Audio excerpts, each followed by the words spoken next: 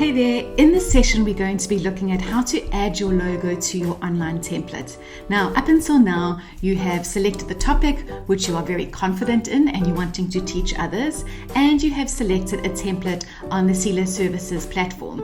So now what we're going to do is add a logo. Now, if you haven't got a logo yet, it's not a problem. I would suggest getting a graphic designer to design your logo for you.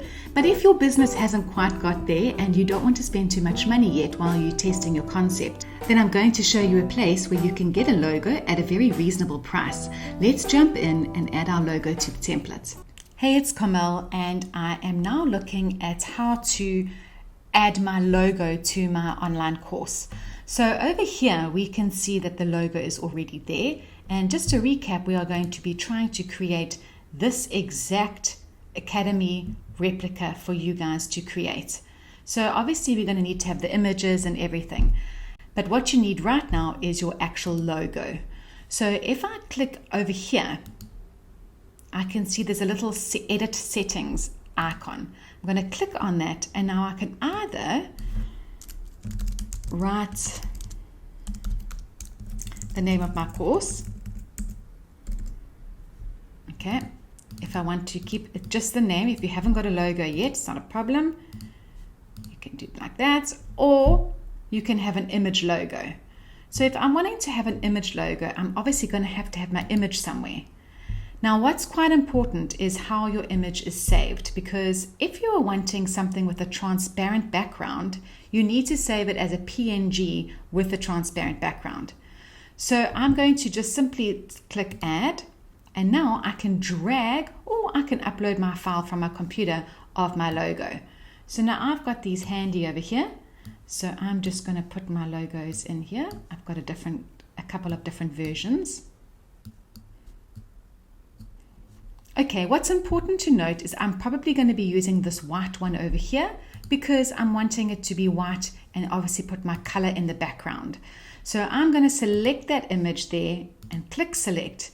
Now it's not there, only it is, because there it is. So I'm going to make it a little bit smaller.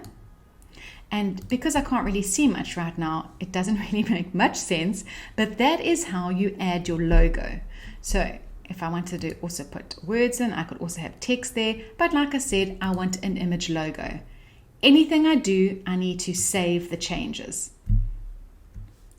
Okay, it doesn't look like much, but that is you adding your logo, and this header will be for every single one of your pages that requires this menu at the top for.